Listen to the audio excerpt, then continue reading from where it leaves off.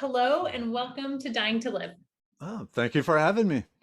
Yeah, I'm so excited to talk to you today. This is one of my favorite topics, and I'm really intrigued by kind of your background, your origin story. And so I was hoping we could start today by you just sharing a little bit of where you grew up and the things that you went through growing up and the path that you took that ultimately landed you here.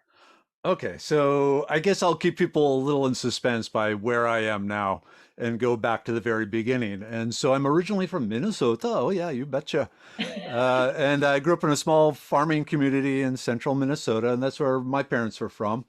And both of them were children of the Great Depression. Both of them are in their late 80s now. But growing up, the lessons they learned during the Great Depression stuck with them. And one of them was the free wild food and medicine that grew around. That was common knowledge for their parents, their grandparents, and for them. And I was blessed in that they continued teaching that information to me and my brothers. I just have brothers, so there's not a sibling or anything there. But every day they would take us out into the woods for like an hour, walking around and just, having us interact with the plants and everything, and just teaching us. I learned later on it was to wear us out because all three of us were actually born within like a 2 year period, what they Oh, call Irish triplets. uh-huh. And so it was just really hard on the parents just to have the three boys of, same energy levels. And so dragging us out in the woods was a way of dealing with that. But in doing so, they passed on the knowledge to us that they just took for granted. And so it became very handy because, again, growing up, we weren't, the richest family in the town by far. And so just having access to free food and stuff like that was just useful. Yeah. And then that skill continued on. At the time, I will say also a little foreshadowing here. I am a scientist, and so you are born coming out of the womb knowing you are going to be a scientist. So that's it. So from that, age 4, I was already into the whole science thing, and from this learning about the plants and all the cool things they can do and food and taste and all this stuff and smells. And if you do this, suddenly it turns color and, great stuff like that. I knew I wanted to be a chemist and I wanted to particularly focus on natural products.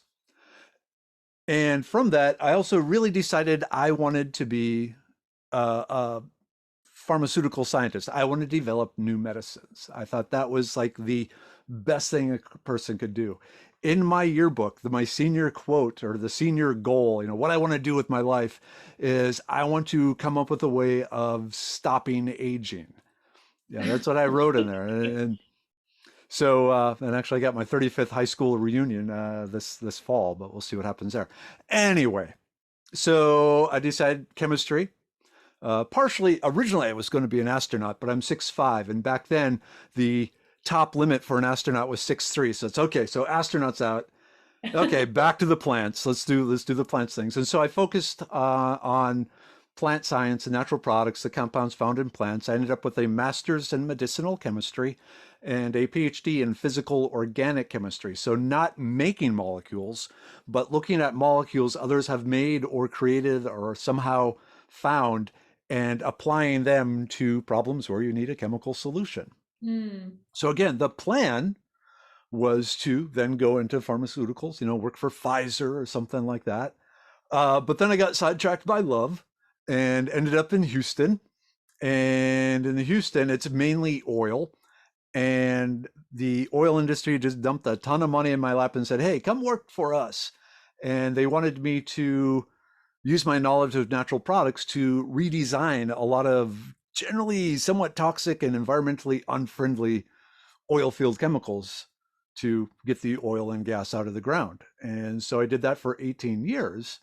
Have 14 patents. The first one was using cinnamon as a corrosion inhibitor for protecting oil field equipment, and tubulars and things like that.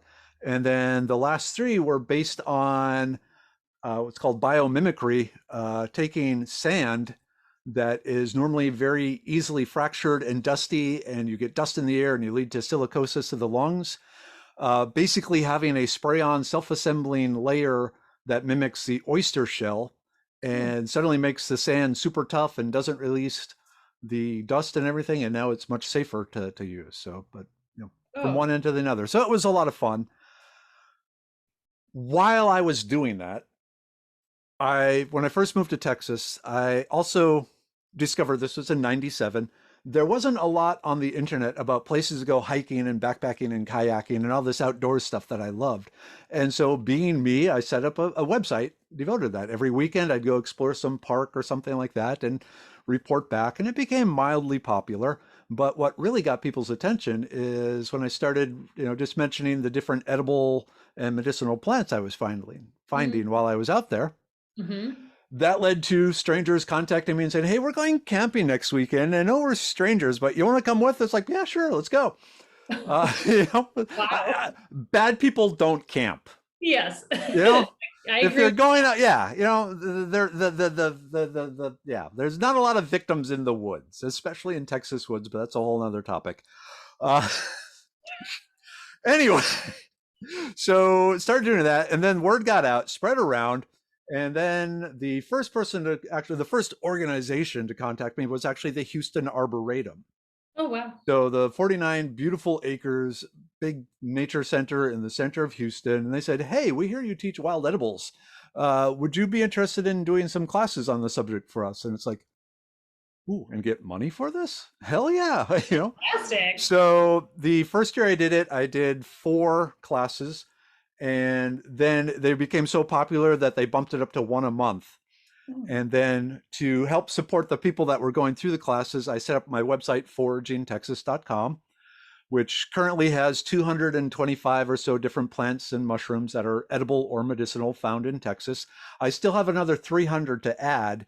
And because it became so popular, not only are there Texas maps showing you which counties the plants are found in, there's also North American maps. So a lot of these plants are not limited to Texas. Well, that's cool. So, people seem to think plants obey, geopolitical boundaries. They don't. They follow the ecosystems. Hmm. And even now, after 20 whatever years of being in Texas, I am still screwed up because in my mind, I tell what time of year it is by the plants that are around me, Mm. which is real easy in Minnesota because if there's plants around you, it's summer. Right. When you get down to Texas, it becomes a little more difficult, especially even after realizing a lot of the summertime weeds from Minnesota are wintertime weeds in Minnesota because the growing conditions are more appropriate for them. So Mhm. I'm seeing like cleavers and sow thistle and dandelions in the winter. And in my mind, that's supposed to be summer. Yeah. And then I finally switch over. Then I go back to Minnesota in the summer because I don't go back in the winter. And now I'm seeing these plants that to me mean it's winter time. And I'm thinking, oh, so maybe I can do some Christmas shopping here. And it's actually July, And so I've managed to completely mess myself up in my travels because I no longer know when or where I am. So now I do have to use a calendar. But anyway, You are wired to the plants. yes. Oh, it's Clearly. it's easy to do if you spend enough time amongst them. So doing this since, like I said, 2008, 2016 was approached by Idiot's Guide. They wanted Idiot's Guide foraging, so I wrote that book. It's actually in the process of being rewritten now. They want to change it up and make it the adventure outdoor or outdoor adventure guide foraging. So Mm. instead of the 30 foodie, cool exotic, type foods that you can make from the 70 plants that are included, I'm rewriting those and making them more backpacker, out in the wild with a frying pan and a match. Oh, so And cool. That would be so great. yeah, I'm really excited about that, and also replacing 20% of the plants too to make it even more valuable. But 2016, the oil, price of oil just plummets. Everyone got laid off, and within, I guess it was 5 weeks, I was picked up by a consumer goods company that does chemical stuff. And basically, if you go into any of the big box hardware stores, I Hmm. don't want to name names, but if you go in there, anything that's basically flammable or poisonous, Hmm. this company makes and then slaps their label on it for them. So, Mm. like Lowe's doesn't make their own chemical products, they have a toll manufacturer to do that.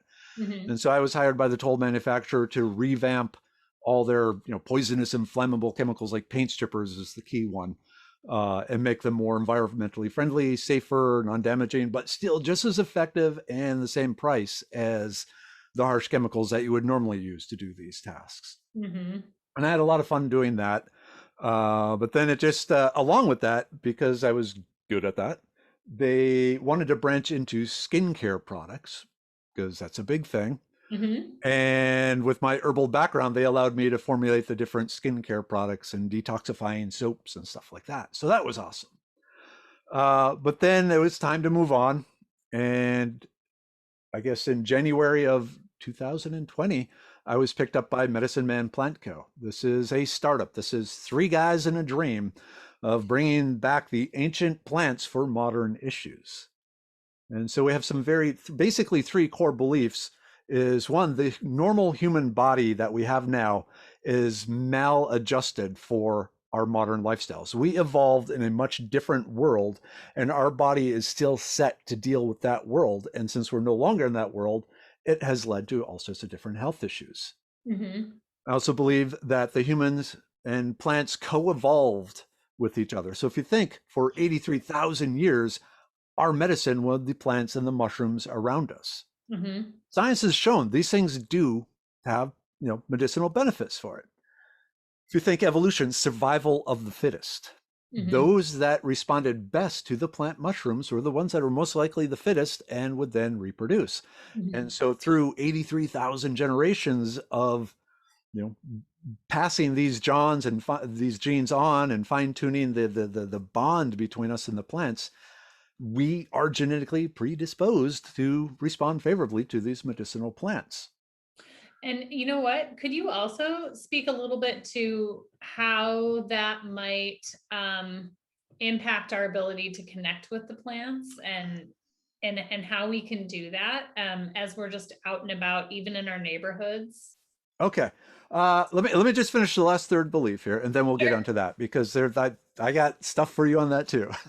Okay, so the third belief, if you look at dietary practices, so you might have heard the Greek diet or the Okinawa diet, and how the people in Okinawa lived to 112 and the people in Greece lived to 112. And there was some very strong validity. Yes, those diets helped you if you were from Greece or if you were from Japan. Mhm. Again, going back to that evolutionary intertwining of the plants and the foods and so forth.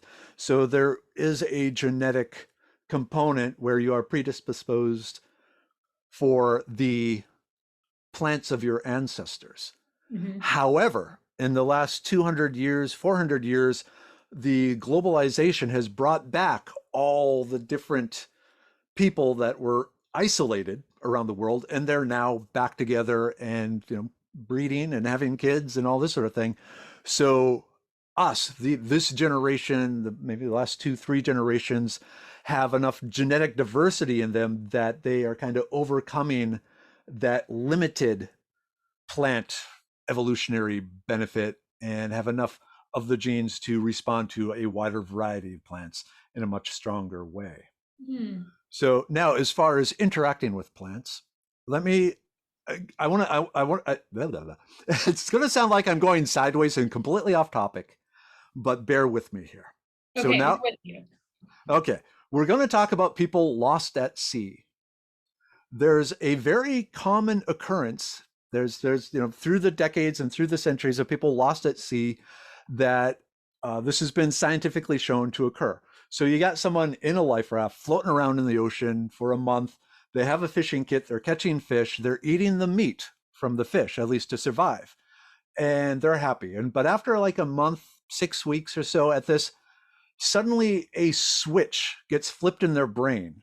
Whereas normally the eyes and the guts and the skin of the fish looks disgusting to them and they don't eat it. Suddenly they're thinking, oh yeah, I want to eat those eyeballs. And that liver, heck yeah, I want the liver.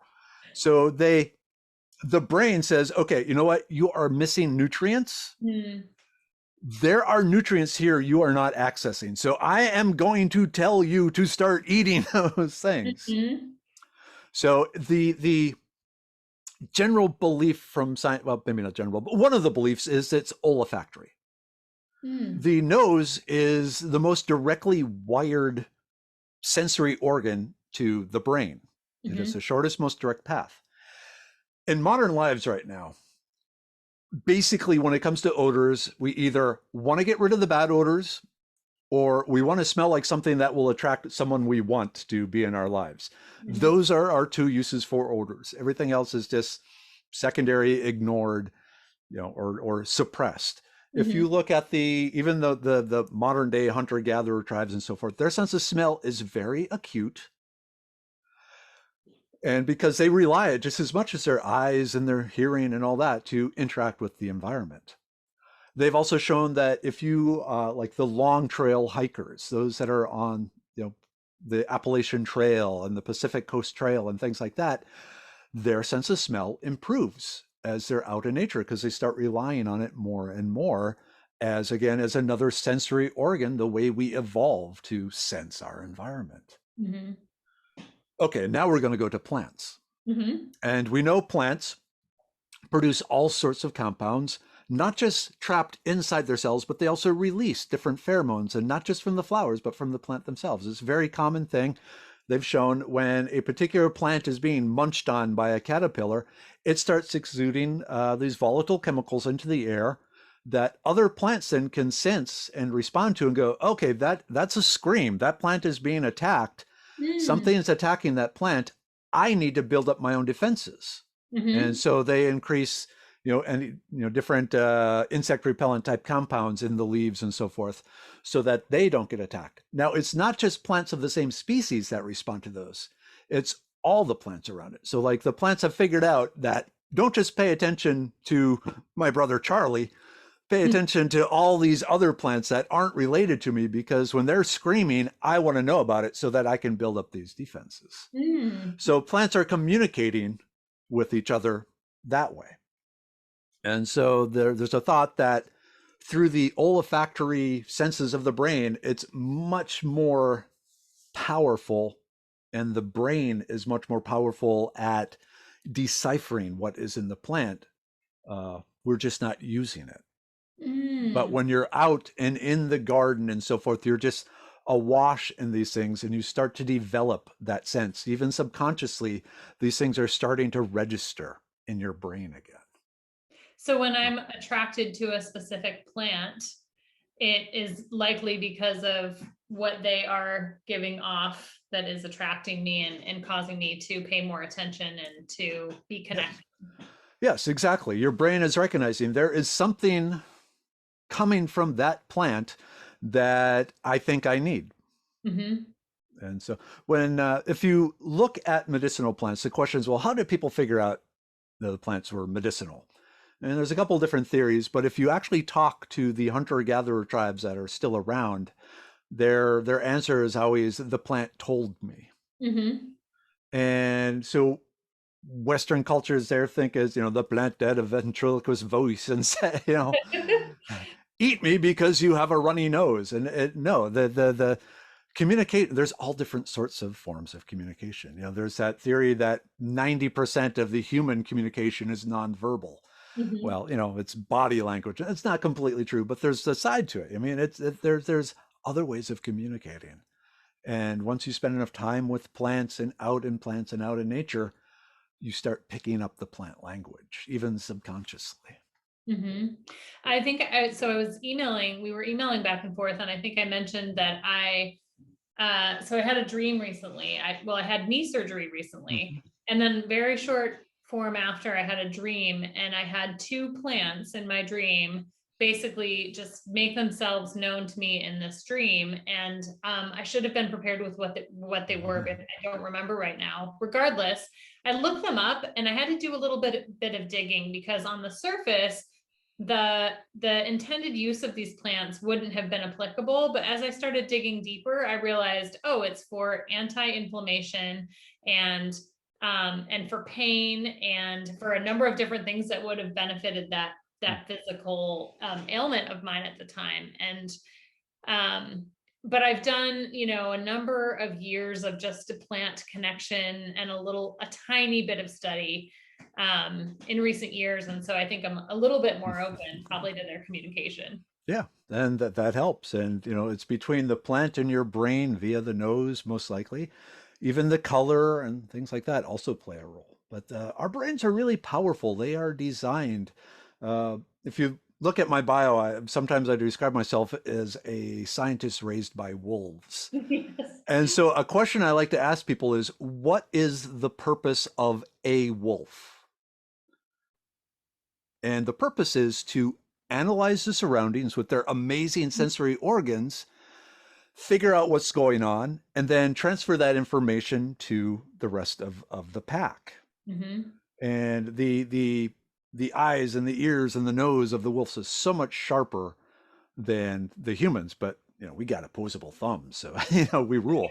But every creature, if you think about it, in some way or another, their survival is dependent on analyzing their environment and understanding their environment and interpreting their environment. Humans took the other route. We said, we're just going to modify the environment to meet our needs or what we believe our needs are. And we got really good at that. Mm-hmm. So, What would so when you think back to being small and being out in the woods with your parents, who were, by the way, brilliant, just trying to wear you out there. Um, do you did you feel the connection then? yes. Yeah, you kind of, you felt like you were at home out there. Yes, yes. Very just one of my most favorite things to do was just go out in the woods and just lay down and just soak into the ground and be with the trees and the birds and the bugs and the crawly things and just listen and smell and feel and taste, all that sort of thing. And Mm-hmm. just be with the plants. And I still do that. I mean, when I burn myself up on reentry just about every week. I mean, I got so many irons in the fire, so much going on. And every so often it's like, okay, time to go lay down in the woods and just be a tree for a while. Not even, be like moss for a while and Yeah. just get that reattachment and that soothing and that plants don't try. They just are. Mm. And so humans are big into trying, and it's we got people in space now on a whim, pretty amazing. But at the same time we've lost a certain connection that evolutionary, that's what our body was designed for. Mm-hmm. And so being with the plants taps in that caveman spirit that we all have inside us, because it speaks to our very DNA that this is where your home is. I love that. I am practicing a lot of just being this year, or trying to be, and also really leaning into rest and play a lot more, and Mm. trying to bring a lot of that back into life. And what a beautiful way to just be, to Hmm. go sit outside or in the woods, or just lay down in your yard Yep. and just have a moment. That's Hmm. a gorgeous way to ground and reconnect. Yep. So it's, to me, you sound like, and you can disprove this, you sound like somebody who, from kind of the beginning to now, your life prescription is very much something that gives your soul a zing. Each step around along your path, you have kind of found yourself in kind of the right place, doing things that you're passionate about and that Yeah. make a difference in the way that you want to. Um, a lot of people, though, don't Yeah. necessarily have that. Yeah. I am definitely the luckiest person you will ever meet. And it's like, I know why God put me here. It is to reconnect people to these miracles around them that they've forgotten about, and they would be so much better off being aware of again. And Mhm. so I joke with the podcasters, you are giving a preacher a pulpit here. So I get to, excitedly tell people about all these plants around and how good they are for you and all this sort of stuff and going out and do this. Okay, so like just walking around outside, they have shown improves the brain. It helps stave off dementia and Alzheimer's because it is exercise. If you're out walking on uneven ground, that is what we evolved to do. Mm, And so it is as good as learning another language or learning music or doing crossword puzzles. It is a workout for our brain, but not just our brain. They've also shown that it also works on our sense of balance and our core muscle strength, both of which are very important for health, especially as you get older, the sense of balance. Because if you fall and break a hip, that is practically a death sentence if you're 70 or older, because the quality of life falls, so low that most people say, you know what, I'm done. Hmm. But the more time people spend outside just walking off the trails, off flat surfaces, the better their health is, both mentally and physically. And Mm. then there's all the effects on attention deficit disorders too. Again, being out in the green, in the plants, in the wild where we evolved. We talked about your brain sucking in all this information, not just from your feet. It is feeling the wind across your skin and picking up, okay, which way is the wind coming from? So that's the direction I have to pay attention to, upwind, because if something's going to try and eat me, it's going to come, into the wind at me. Your hearing, your sense of smell, your eyes, all this sharpens. It's really interesting. The Again, looking at some of the hunter gatherer groups that are still around, their ability to differentiate color is just absolutely amazing.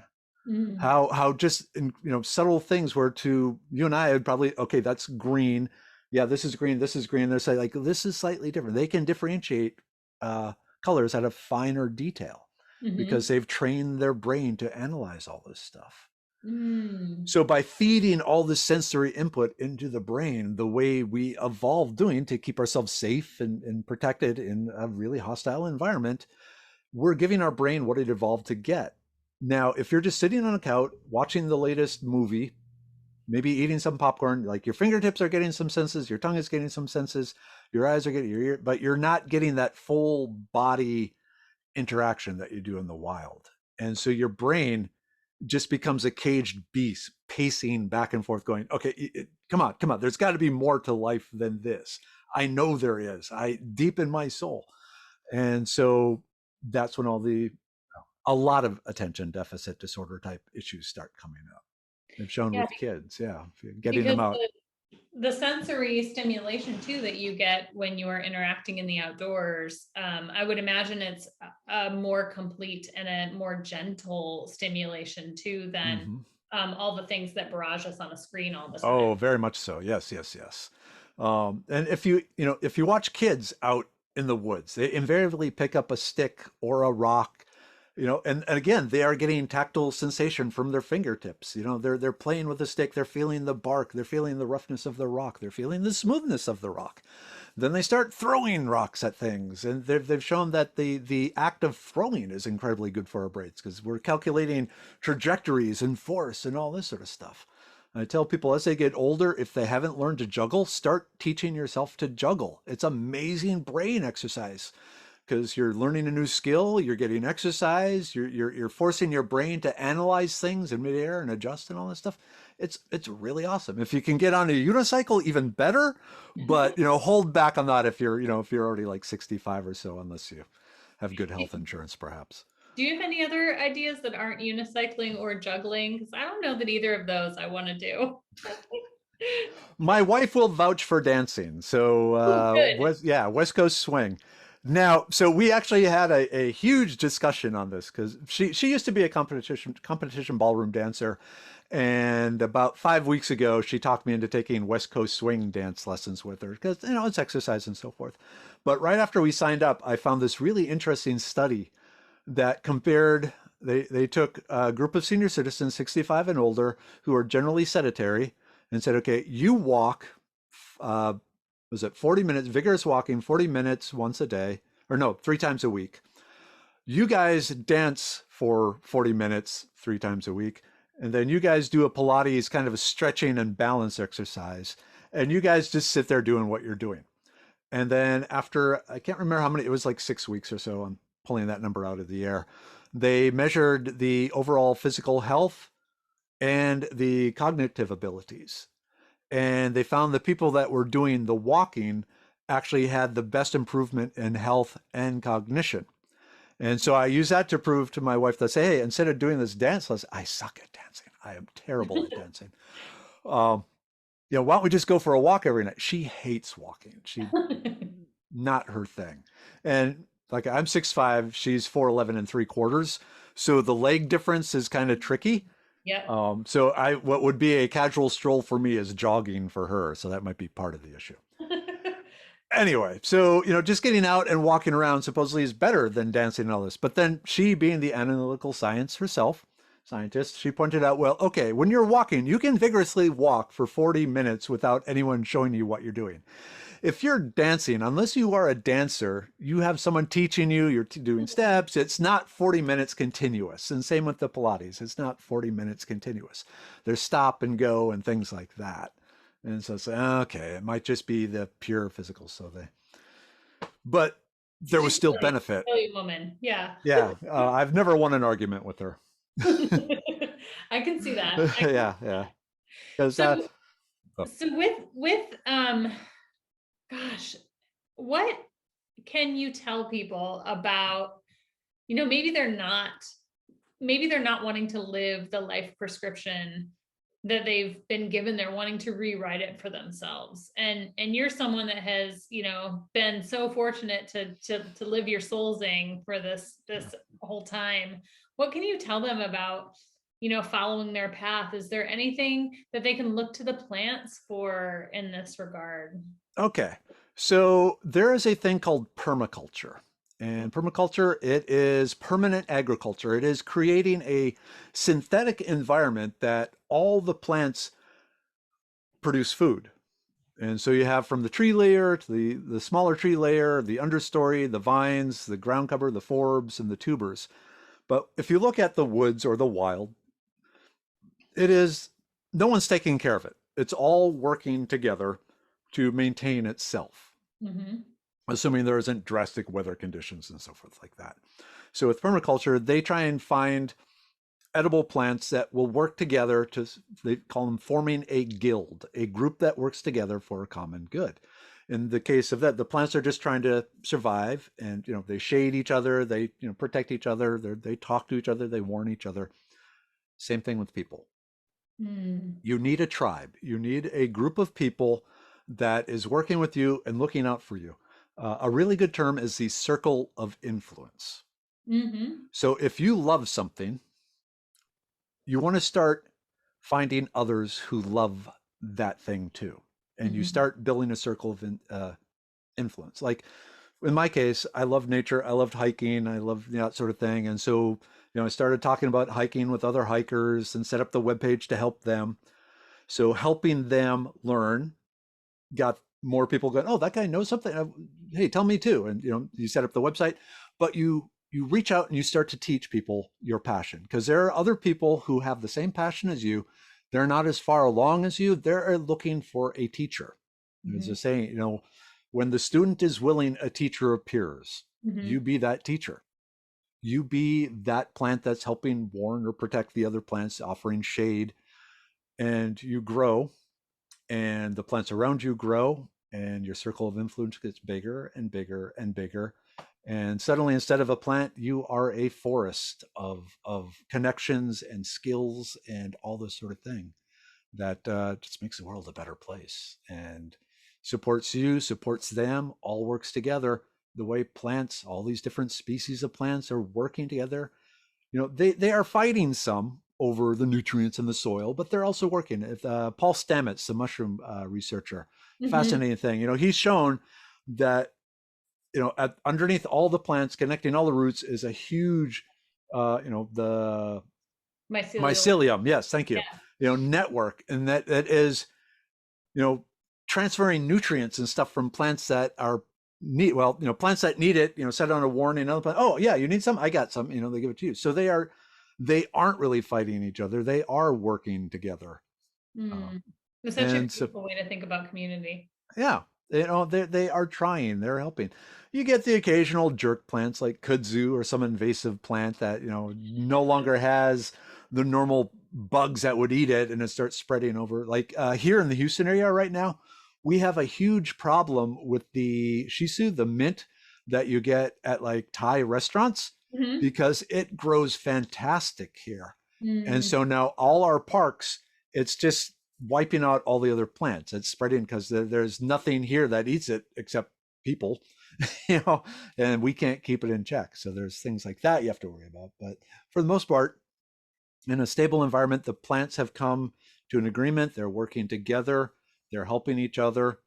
Um, And if you even want to go back farther, if you talk about nurse plants. Mm-hmm. So when you get an area that is disturbed, wildfire comes through or man comes through and we tear up the soil, it's bare, there's no plants on there. Every time it rains, the water soluble minerals in that get leached deeper and deeper and deeper into the soil. So nurse plants are things like dandelion. Dandelion is the probably the best known nurse plant. If Mm-hmm. you have a damaged soil, damaged ecosystem, the dandelions come in. How far down do you think a dandelion root will go? Well, given the ones that have overtaken my garden, very far down. Yeah, about 12 feet. Oh, 12 feet. Yes, they can Wow. send their roots down 12 feet and start sucking all those minerals that have been leached down into the soil back up, bringing them into their leaves. That's one of the things that makes the dandelion so nutritious. Ah. So they got all this going on. And then when it dies, you got the leaves with the minerals back on the surface of the soil, mixed with, as the plants decompose, they release what's called humic acid, which is kind of an absorbent material. But you also got 12 feet of organic matter now interspersed through that soil that's going to decompose. And no one is going to turn 12 feet of soil over to mix, compost into it, but the dandelions are doing it on their own. So they come in, they take a barren piece of land and they go, we can make it grow again. So the dandelions come in, they grow, they start depositing this good stuff in the soil, they start healing the soil. And other plants go, hey, I couldn't live there before, but now it's looking all right. And they start moving in and more come in. And now you end up with, a field of grasses and so forth. And then just natural progression over time, eventually you end up with the big trees again. So I tell people, be the dandelion, have the deep roots, suck up all this information, and then share it so others can learn from it and use it and make their own lives better. And if you do that, whatever that information you choose to focus on, there is someone who's going to appreciate you knowing it and sharing it with them. And now with the internet, you can find it real easy. And I think that's key because too often I think we think, oh, well, I'm the only one who doesn't know this, or I'm the only one who's interested in this. And sure, there's going to be people that know more than you, of course, and it's great. You can learn from them, but there's also people who are in your same camp or know less than you, and you can all kind of learn together Mm-hmm. and grow in community Yeah. around the subject. Or there are people who have never heard of the concept, but then they hear you mention it, they go, huh, that sounds really interesting. I want to know more. I'm going to go look up dandelions. Yeah, Yeah, yeah. exactly. Well, I have loved chatting with you today. I would love for you to share just a little bit about Medicine Man Plant Company and Oh, what we can find there. Because I know I was perusing and I have a lot of things that I need to go get, but I'd love for you to describe a few things oh, thank you, thank you. that you offer. Yeah, so like I said, ancient plants for modern issues. But also with my background, I need the science behind it. If my name, my signature is on the bottle. Mhm. So this is, it's my promise that this is going to do for, most people. There's always, the few that it doesn't work for. It's going to do what I say it does. And so I have, right now, I got 7 products out. So I have things like the brain pill. So Ooh. the brain pill has lion's mane mushroom, which science has shown increases the number of neural connections in the brain. By increasing the number of neural connections, you get improved brain communication, so you get better memory and problem solving and creativity. It also has sage. Sage Mm. has been shown to be a focusing agent, so it helps you stay focused on the task. It also has ginkgo leaf. Ginkgo leaf has been shown to increase the blood flow to the brain. So you get the oxygen and you get the glucose the brain needs to fuel itself when you're thinking hard. So all my formulations are custom designed by me based on the knowledge of the human biochemistry and the needs and the compounds in the plant. And so like the liver pill is another one I have. It's designed, it has the burdock root, which speeds up the processing of the liver to get rid of waste products from the blood in the body. And also milk thistle, which is, or milk thistle seed, which is a hepatoprotective. It helps protect the liver cells from damage. If you eat a poisonous mushroom, it attacks your liver. They give you the milk thistle as the one thing they have to try and keep the liver together and healed. Of course, everyone, the immune pill. So I have that. elderberry, echinacea. Also, lesser known, there's a plant called self heal, which is a mint that's found all over the world, Prunella vulgaris. And every culture that had it realized, hey, this does everything. If you look up, the government puts out a website called PubMed, or the public medical research library sort of thing. And you can go to just Google PubMed and put in Prunella vulgaris medicinal, and you find out it's antibacterial, it's antiviral, it's anti-cancer, it's all these different things all together. Okay, another thing I have in there is cordyceps mushrooms. And one of the things that cordyceps in there, I put it in there mainly as an immunoregulator. Because one of the problems, if you really stimulate that immune system, it can go out of whack and you get what's called the cytokine storm, where you just produce too many white blood cells and they start attacking things willy-nilly. So back in the Spanish flu, which was back after World War I, and it was killing healthy people and not killing the older and unhealthy people, is because the healthy people had such powerful immune systems already that when you jumped it up really big, it started attacking everything in sight. And so the cordyceps is in there to slow that down. Of course, the libido pill with maca root and goldenrod, and also some burdock root. I have the blood pressure pill, which has a roselle hibiscus, which is a nitric oxide generator. It causes the nitric oxide to increase in the body, which is a relaxant for the blood vessels. It has hawthorn berries, which has a compound in there that is shown to reduce the heart's response to adrenaline. And so it helps maintain, it basically helps the heart beat at the appropriate rate when you're under stress, rather than just starting to freak out.